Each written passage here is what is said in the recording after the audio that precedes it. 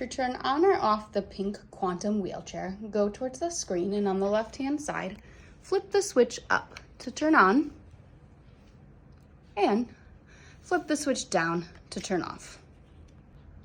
There are two ways to switch between drive mode and seat mode on this power wheelchair. Go to the screen.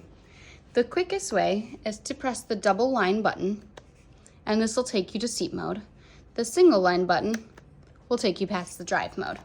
The other way is to move through each drive mode by flipping up until you get to seat mode. Flip up again to return to drive. To adjust the speed of this power wheelchair, go to the screen. There are 4 drive modes on this chair, and we're currently in the first one. Within this first drive mode, you can adjust the min and max speed with the right-hand scroll, moving down to lower the max speed, scrolling up to increase the max speed. You can also move through actual drive modes by flipping up with the left-hand switch to drive 2, drive 3, and finally the fastest, drive 4. To change between different seat modes, first ensure you're on the seating screen by switching over, and as evident by the lit up yellow parts of the wheelchair. Then to move between different seat modes, you're going to move the joystick right or left to go from tilt to recline to seat elevation to leg elevation. You may want to use the tilt function of this power wheelchair to help a patient complete pressure relief, to help adjust a patient's position in the chair, or when completing Hoyer lift transfers.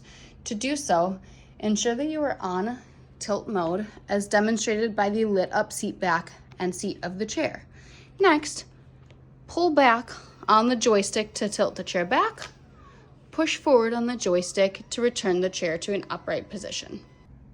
To utilize the recline function on this chair, ensure you're in the proper mode as demonstrated by the lit up seat back on this chair. Then, pull back on the joystick to recline the chair. Push forward on the joystick to move the chair back to upright position. You may want to use seat elevation to allow a patient access to countertops or for ease of transfers. To do so, ensure you're on the proper setting as demonstrated by the lit up seat on this picture. Then, pull back on the joystick to elevate the seat. Push forward on the joystick to return the seat lower to its normal position. To utilize the leg elevation function on this chair, ensure you're on the proper mode as demonstrated by the lit up leg rest on this screen. Next, pull back on the joystick to extend the legs out. Push forward on the joystick to bring the legs back to their original position.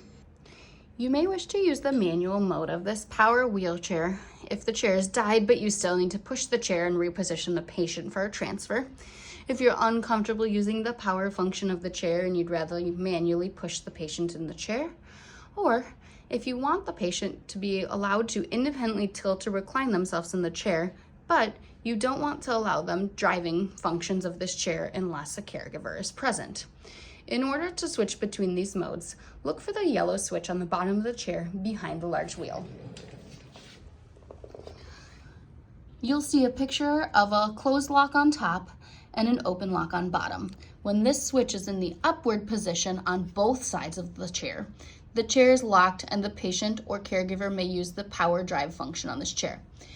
If you push down and unlock the chair on both sides of the chair is now unlocked and you may manually push the chair. The power function to drive the chair will not be enabled if the chair is unlocked. If the chair is unlocked and someone attempts to drive, it will give them a notice that the brake is not connected. Simply re-engage the brakes, turn off the chair, and turn it back on.